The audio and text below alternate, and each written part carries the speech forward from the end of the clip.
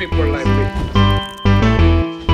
You need people like me so you can point your fucking fingers and say, that's the bad guy.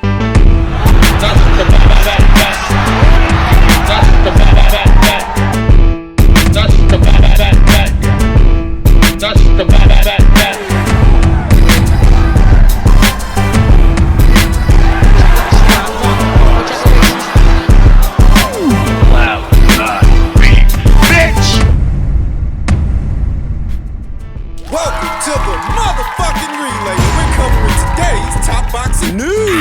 Okay, and now it's time for our weekend recap. We're going to kick it off with Alicia Baumgardner's maiden title defense of the WBC Super Featherweight title against Argentinian slugger and veteran Edith Soledad Mathysse, who stepped out of character a bit for me. I expected a more aggressive Edith Mathysse, and I think that Edith found out in the first round that Alicia punches hard. She's fast, she's sharp, tricky and elusive, and there's mustard on the shots. Enough mustard that you can't go smothering her the way you smothered Eva Brotnitska. Oh, you can't just go standing in front of her swinging for the fences. I had Alicia Baumgardner winning 10 out of 10 rounds on my card in a fight that never got away from her. Very poised. Controlled, subtle movements. Half step back here, counter right, hand there, corkscrew, uppercuts. Up the middle. Sharp shooting from mid-range to outside. Two punch combinations and singles. I would have liked to have seen a more concentrated effort from Alicia to go to Edith Mathysse's body, because I noticed whenever she went there, Edith didn't like it. I mean, she could take the head punches, she could take those just fine, or about as fine as she could take them. Edith is durable. She's never been stopped. She's fought some fighters. She's fought some punchers, Alicia Baumgardner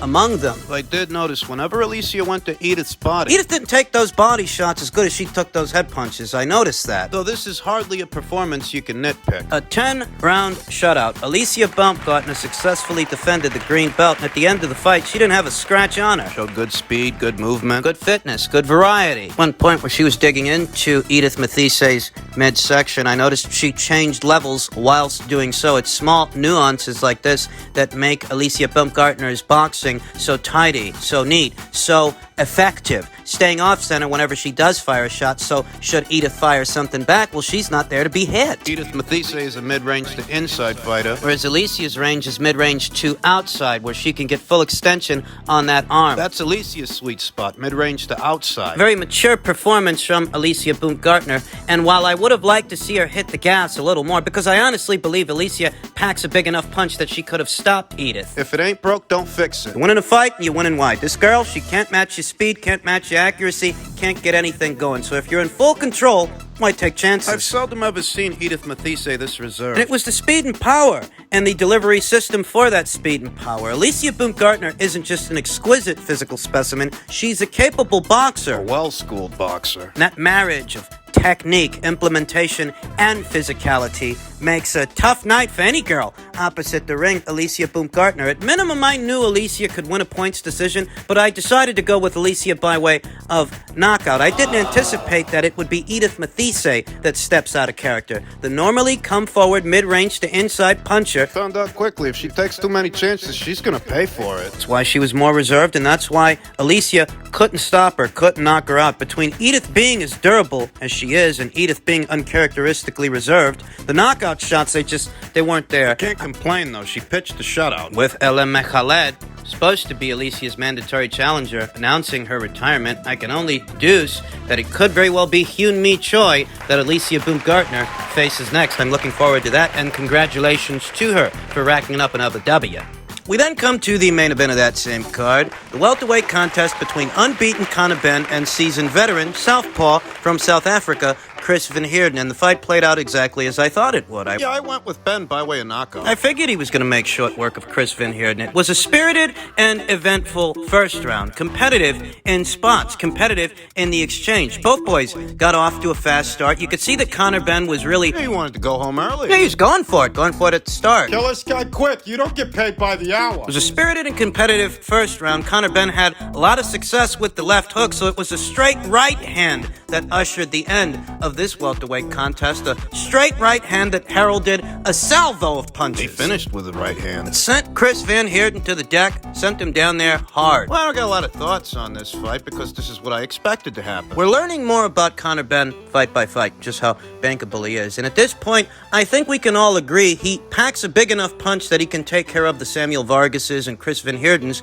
of the world. I think that for what it's worth, Conor Benn has world-class power, but he has still... It's established. He can punch. The kid can punch. He was a bit wild in this fight, but I think he was a bit wild with Chris Van Heerden at the start because he knew he could afford to be wild with Chris Van Heerden. I don't think he'd take those same chances with another puncher like himself. Perhaps a Ugas Kavaliauskas or a... David Evanesian. Was some interest expressed on social media by way of the fight fans to see Conor Benn take on David Evanesian next, a genuine, bona fide, world-class operator. And I understand those requests. I mean, I get it, I do, but I don't know how realistic that fight is because Eddie Hearn doesn't want to do Frank Warren any favors any more than Frank wants to do Eddie any favors. If his guy is stuck out there without a dance partner, that's hardly Eddie Hearn's problem. He can always call up Ugas Kavaliauskas, who beat David Evanesian some years ago. I feel like Eddie will exhaust all resources before being open to a David Evanesian fight. He'll continue to knock on a couple more doors before it comes to Conor Benn versus David Evanesian. I saw some interest expressed in a Conor Benn versus Jaron Boots Ennis fight here stateside, here in America. Yet another unrealistic request from the fight fans who aren't surveying the landscape. Jaron Boots Ennis fights exclusively on Showtime. He's not going to travel to the UK. And he's not a big enough ticket seller to make Conor come to him. Jaron Boots Ennis is talented. I think we can all agree on that. But what he's not is a marquee fighter. Not yet. He's not here stateside, the ticket seller that Conor Benn is over there in the United Kingdom. This was Conor Benn's show after all. And you see, he packed out the house. Just being honest, that's not realistic. Jaron Boots Ennis is spoken for anyway. He's supposed to be fighting Custio Clayton real soon. Winner of the fight gets the challenge for the red belt, among others. I mean, Jaron Ennis. Won't happen. Any Showtime, a PBC-affiliated fighter. Won't happen. So don't get your hopes up. It's guys like Ugas Kavaliauskas, maybe Mighty Mo Hooker. Even Alexis Rocha is a more realistic opponent option than any of those PBC guys. With that, Conor Benn advances to a professional record of 21 wins, no losses, no draws, with 14 knockouts. He's proven to be quite the show stopper. Congratulations to him. Let's see who Eddie Hearn lines up for this kid next. We then come to the welterweight contest between Mathysse Stanionis and Radzhav Butaev, which took place on the prelim card to the main card, the Spence versus Ugas pay-per-view. An evenly fought contest, an even effort from both combatants, both men who fought well within striking distance of each other. Neither guy's prone to taking a step backwards. And in this fight, neither guy wanted to. Ahead of this fight, I thought that Radzhav Butaev looked to be the more heavy-handed puncher of the two, but as it turns out, it really was a Mathysse Stanionis that packed a lot of mustard in those shots. I scored the first 2 rounds to a Mathysse Stanionis. Showed a really good job. Some bad intentions on it. The sound of that jab whenever he whacked Radzhav Butaev with it. I scored the first 2 rounds to a Mathysse Stanionis and the subsequent 2 rounds to Radzhav Butaev, who switched off from orthodox to southpaw in the 3rd round, and he seemed to have been having a lot of success out of the southpaw stance in rounds 3 and 4. Rounds 4 and 5 I gave to Stanionis. Round 5, you saw Radzhav Butaev switch back to orthodox, fighting out of the orthodox stance, leading with his left. He wasn't having the same success in round 5 that he was just having in rounds 3 and 4. I think he should have kept fighting out of the southpaw stance. Rounds 4 and 5 I gave to Stanionis, and round 7, whereas round 8 and 9 I gave to Radzhav Butaev. Subsequent 3 rounds went to Stanionis. I gave rounds 10, 11, and 12 to Lithuania's Mathysse Stanionis, who's not a flashy fighter. Not flashy to the eye, but very effective. And durable. Radzhav Butaev, at the start of this thing, he made a conscious effort to continuously go to a Mathysse Stanionis' body. He was going there throughout, out of the orthodox stance, out of the southpaw stance. And at no point did a Mathysse Stanionis fade. Though I half expected him to, given how many body shots Butaev was landing. A lesser man would have. A lesser man would have faded down the stretch where a Mathysse Stanionis did not. It was a closely fought, competitive contest between 2 very durable guys. And it was fought at range. Neither one of these 2 guys wanted to let up or let off. I am impressed with a Mathysse Stanionis. This wasn't as high-octane a fight as I expected it to be. I did expect a little bit more action, but the cleaner work and the cleaner punches, the eye-catching shots, really were coming from a Mathysse Stanionis as opposed to the volume. This looked like an 8-4 to 7-5 kind of fight. Radzhav Butaev to the eye was busier, though not more effective. Crafty, yes, but he couldn't discourage a Mathysse Stanionis. This is the kind of fight that answers a lot of questions about a fighter. Both fighters, really, Radzhav Butaev and a Mathysse Stanionis, as both guys are solid, both guys are aggressive, and both guys can punch, though it answered a lot of questions about a Mathysse Stanionis in particular because he emerged the victor. We saw in the fight, this kid can take a punch. And deliver one. It was an acid test. Butaev had already had his. With Alexander Besputin well over a year ago, and more recently Jamal James, we needed to see a Mathysse Stanionis in that kind of fight, as his showing against Thomas Dulorme. That wasn't the best advertisement for what he's capable of. That performance didn't do a Mathysse Stanionis justice, but this one did. He looked strong, he looked effective, durable, and he was more efficient than Butaev. It didn't look like he was throwing as much as Radzav, but what he was throwing was landing, was finding a home. I like the jab of a Mathysse Stanionis and the inside work. Congratulations to him. He's now in a pole position to challenge for the WBA title. That's what this fight was for. That's what it was all about. Then move on to the main card. The chief support, co-main to the main, the lightweight contest between Mexico's own Isaac Cruz and a guy who needs to retire. Cuba's own Yuriorkis Gamboa. In a fight that didn't leave you with much to reflect upon, there's not much to analyze here. Isaac Cruz is a come-forward, aggressive pressure fighter. Throws everything he throws with bad intentions, and Yuriorkis Gamboa is no longer the fighter that he used to be. Those 40-year-old legs and that waning punch resistance, it all caught up to him in this fight. And I don't think anyone was surprised to see it. Surprised to see Isaac Cruz winging shots and whacking. He beat up Yuriorkis Gamboa worse than Devin Haney and Gervonta Davis did. He dropped this guy like 4 times in his fight. Fight? What fight? This wasn't a fight. You don't stick Yuriorkis Gamboa in there with Isaac Cruz because you're trying to get Isaac Cruz a fight. If you stick him in there with him, it's because you want to make Isaac look good. He looked great trouncing Yuriorkis Gamboa. Stopping him in 5 rounds for what was a vacant WBO Intercontinental title. You heard that right, a WBO. Isaac's going the WBO route now. Apparently he is. So if you find yourself wondering why it was that Isaac was able to dispatch Yuriorkis Gamboa a lot faster than, say, Gervonta Davis, who Isaac just dropped a decision to, it's simple. Styles make fights. The pressure from Isaac Cruz is constant, whereas Gervonta Davis, he's not necessarily a pressure fighter. He's more of a sniper, a sharpshooter that looks to hurt a guy with a single shot before he starts pouring it on, as opposed to Isaac, who pours it on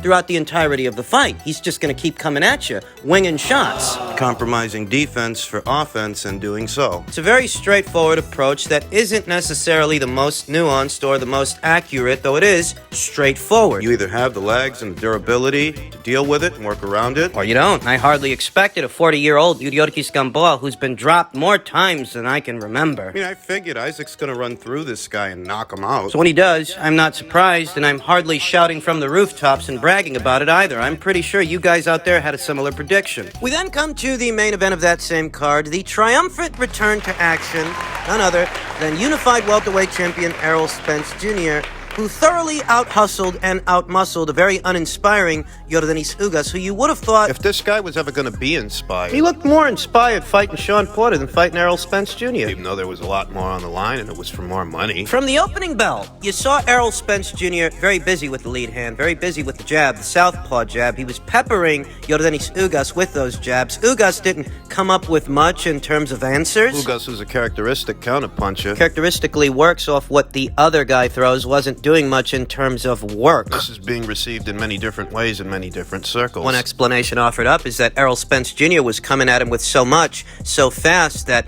Ugas didn't want to open up. He didn't want to get caught with a shot. That's a Family Dollar explanation. I'd be lying to you if Ugas' underwhelming showing didn't leave me with more questions than answers, because if you were going to ever be inspired to take a chance, if you were going to ever be inspired to gamble, I would think now would be the time to do it. It was easy to see what was going on. Errol Spence Jr. is thoroughly out-hustling and out-muscling Yordenis Ugas, who's not throwing. So if you're looking for an explanation, well, he's going to out-hustle and out-muscle a guy who's not throwing, not countering, not really doing much of anything. In the 6th round, Ugas let off a shot that sent Errol Spence Jr. careening into the ropes, and rather than jumping on that guy the way you'd expect him to, stops dead in his tracks, stares at the guy. To say that I found that very strange would be an understatement. Nevertheless, that's what happened. Ugas gets off a shot that sends Errol Spence Jr. careening into the ropes, and he doesn't even take a step forward. He stops dead in his tracks, admires his work, and pretty much lets Errol Spence Jr. recuperate from a shot that actually looks like it hurt Errol. I saw Ugas get Errol Spence Jr.'s attention at least 3 times in this fight. He fucking shattered. I don't even want to call it a fight. The aesthetic of the match looked more akin to a sparring session where maybe it's Errol working on penetrating the other guy's guard and the other guy's not supposed to throw. It looked like a sparring session. Very statuesque, Heerden Ugas, eye level to Errol Spence Jr., one of the big welterweights, the same way that Errol's a big welterweight, came up short in every department in terms of answers. And when that's happening, of course Errol Spence Jr. is going to tee off. Well, of course he's going to throw, because you're not. You're not throwing. You actually look to have gotten the guy's attention and gotten the guy hurt, at least buzzed or stunned, in the 6th round. And Ugas didn't fight with a sense of urgency immediately after or at any point after he sent Errol careening into the ropes. So when I say that... Saying that I found that strange would be an understatement. Even if he didn't jump on the guy right then and there as he careened into those ropes, Ugas didn't fight with a sense of urgency at any point afterwards. And if I'm being honest, he didn't fight with a sense of urgency at all because he didn't fight. No, he wasn't fighting. He was shelling up and getting hit with uppercuts. Body shots around the guard and some uppercuts that penetrated it. That's likely what caused the damage, the swelling to Heerden Ugas' badly swollen eye. Well, he was basically shelling up, hunkering down, and he's there to be hit. He was there, so he got hit. It wasn't a performance to whiz. I can say that Ugas offered up much for Errol to have to work around, to where Ugas posed some resistance, and we saw Errol come up with solutions. It wasn't that kind of show, and put simply, the aesthetic of the match looked to me like a situation where if Ugas isn't going to throw, Errol will. That's the story of the fight. That's what I saw, that if you want to know what I think, and you're here, so I'll assume that you do. That's the story of the fight. Errol Spence Jr. teeing off on a very uninspired Heerden Ugas coming up short of answers, who didn't want to open up, didn't want to throw, didn't feel inspired to do so, didn't want to gamble, so Errol out-hustled and out-muscled him. To say that I overestimated Ugas' desire to win. That's an understatement. A gross one. The Ugas that I saw last night, that guy didn't want to win. And that... No, he wasn't trying to. And there are several explanations all cut from the same cookie cutter. There's a lot of guys that are elated to see Errol Spence Jr. return to action. They won't offer the same questions up that I would.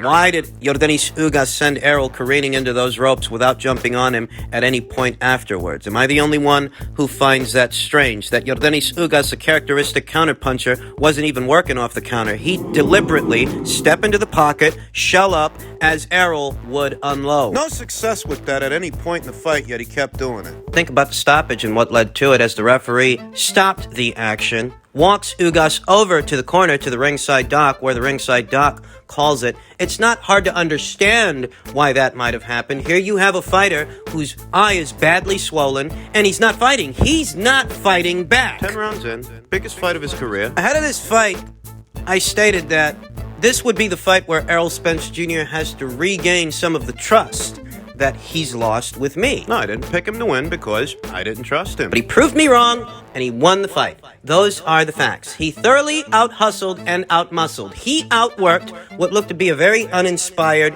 Heerden Ugas. At minimum, we can say Ugas didn't want it bad enough. I thought he did. My mistake.